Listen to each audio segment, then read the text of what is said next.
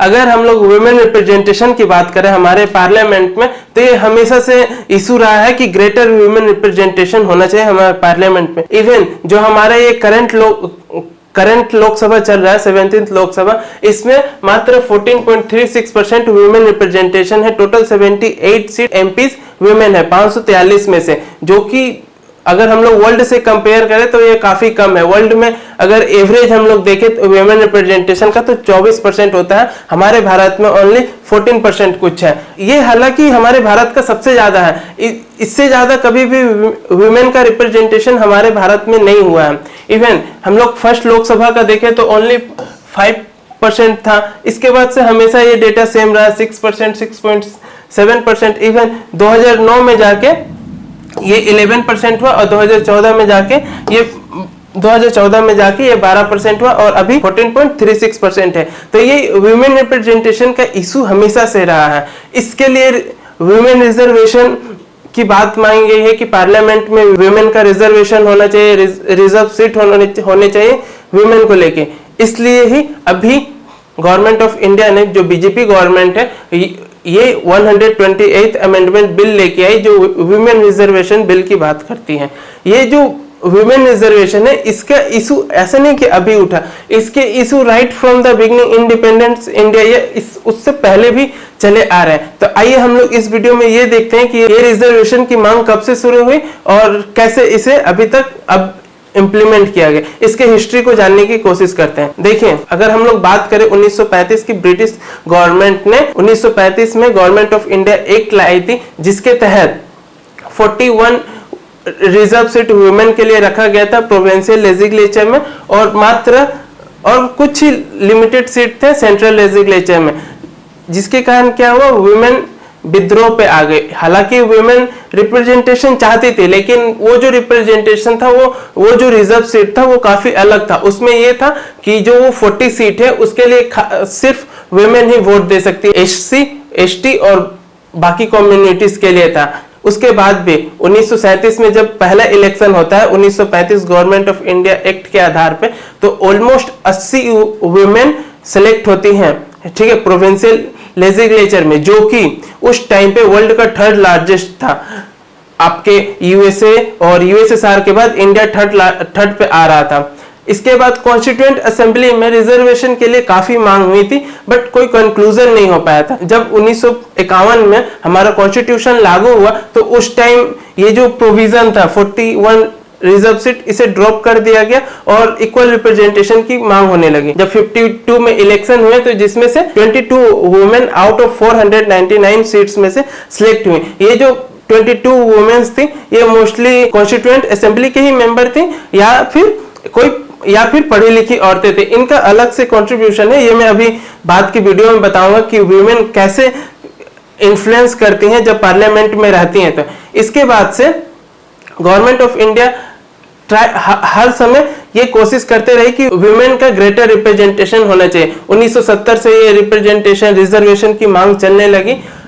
अंत में जाके 1987 में राजीव गांधी गवर्नमेंट ने 14 मेंबर की कमेटी बनाई जो एक वुमेन के लिए पर्सपेक्टिव प्लान लेके आए। उसी प्लान के आधार पे जब हमारा 73rd and 74th constitutional amendment act आया, जो कि पंचायती राज और म्युनिसिपैलिटीज के लिए है, उसमें 1/3 रिजर्व सीट वुमेन के लिए रखा गया। इसके बाद से फिर से मांग होने लगी सेंट्रल और स्टेट लेजिस्लेचर में भी रिजर्व सीट होने चाहिए वुमेन के लिए। इसी संदर्भ में आके 1996 में देवेगौड़ा गवर्नमेंट रिजर्वेशन बिल लेके आई, जिसमें 33% रिजर्वेशन की मांग होती है। इसमें एक फॉल्ट था इस रिजर्वेशन बिल में कि इसमें ओबीसी को इंक्लूड नहीं किया गया था, जिसके कारण जो उन्हीं के मेंबर्स थे, जो उनके सपोर्ट के मेंबर थे, वो हट गए और वो पीछे हट गए, जिसके कारण बिल पास नहीं हो पाया। 1997 में जब उनकी गवर्नमेंट गिरती है और मिस्टर गुजराल जी जब पावर में आते हैं तो वो फिर से इस बिल को वापस लेके आते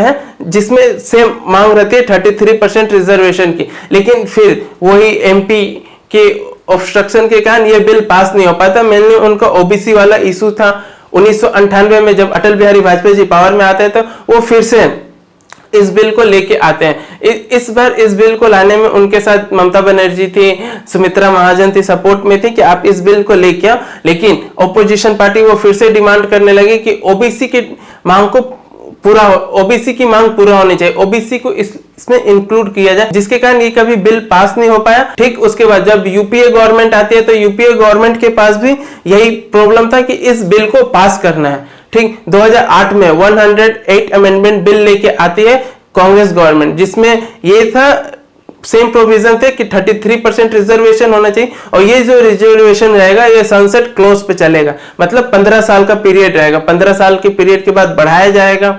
ठीक, लेकिन ये 2010 में तो इसे पास किया गया था राज्यसभा से, बट लोकसभा इस बिल के ऊपर कोई डिस्कशन ही नहीं लेती है और ये बिल खारिज हो जाता है। 2014 में जब एनडीए गवर्नमेंट आते थे, इसके ऊपर भी सेम ये रहते हैं कि रिजर्वेशन को लाके आना है, ग्रेटर रिप्रेजेंटेशन, ह्यूमन का ग्रेटर रिप्रेजेंटेशन होना चाहिए। इसी कोशिश में इस बार 128 अमेंडमेंट बिल आया जो कि वुमेन रिजर्वेशन की बात करते हैं। वुमेन रिजर्वेशन बिल 2023 में भी यही बात कही गई है कि 1/3 रिजर्व सीट वुमेन के लिए होने चाहिए। इसके साथ ही कॉन्स्टिट्यूशनल अमेंडमेंट भी हुआ है, 2 आर्टिकल कॉन्स्टिट्यूशन में ऐड किए गए हैं, आर्टिकल 330A एंड आर्टिकल 332।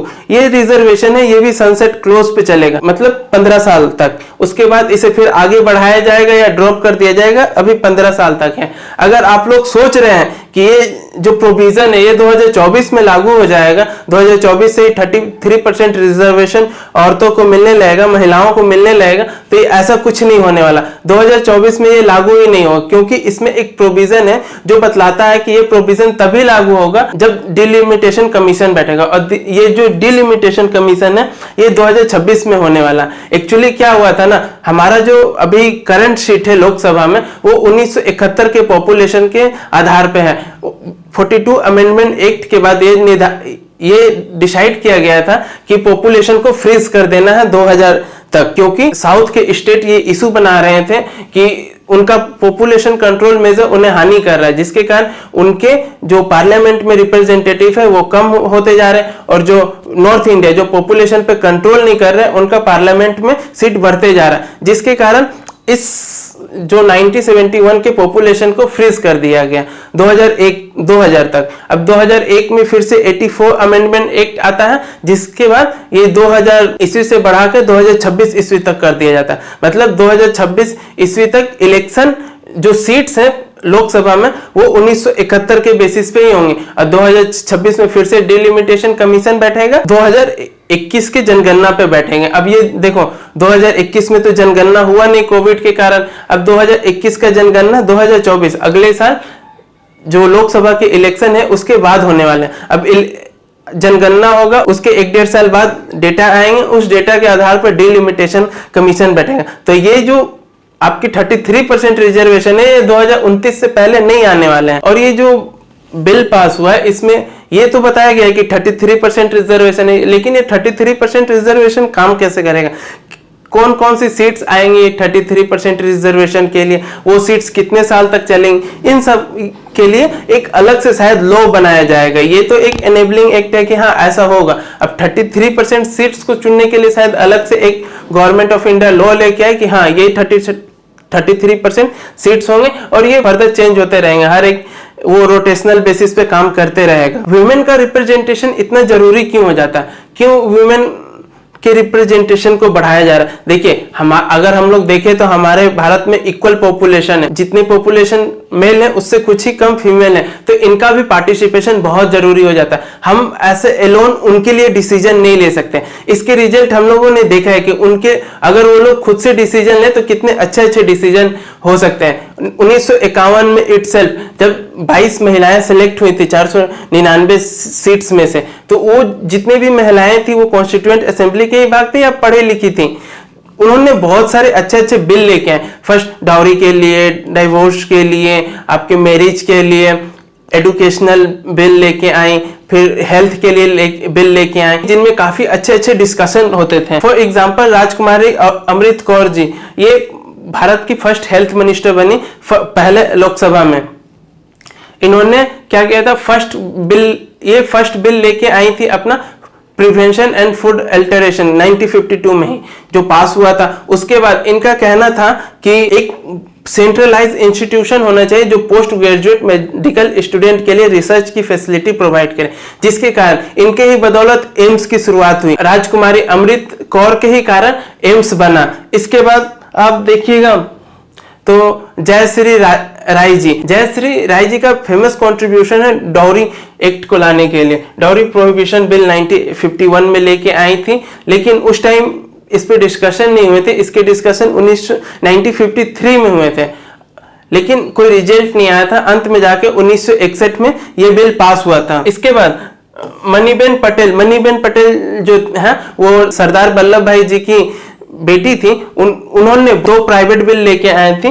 पहला immoral traffic and brothel and women and children institution. इसके बाद रेणु चक्रवर्ती फ्रॉम वेस्ट बंगाल बसीरहाट से थी, बसीरहाट से एमपी थी। ये इन्होंने equal pay for equal work women workers के लिए डिमांड की 1956 में। और इसके बाद कई सारे bill, the workman compensation bill 1954, 1955 factory bill, the Indian adaptation of children bill, Hindu marriage bill, ऐसे बहुत सारे बिल हैं जिनमें उनका फ्रूटफुली कंट्रीब्यूशन था। अच्छे खासे डिस्कशन किए जाते थे इनके द्वारा, जो कि एक प्रॉपर कंक्लूजन में पहुंचते थे लोग। अभी क्या है ना, वुमेन के रिप्रेजेंटेशन ज्यादा ना होने के कारण बहुत सारे ऐसे डिसीजन होते हैं जो वुमेन सेंसिटिव होते हैं, वो भी मेल के द्वारा डिसाइड कर लिए जाते हैं, जो कि काफी हद तक गलत होता है वुमेन के साथ।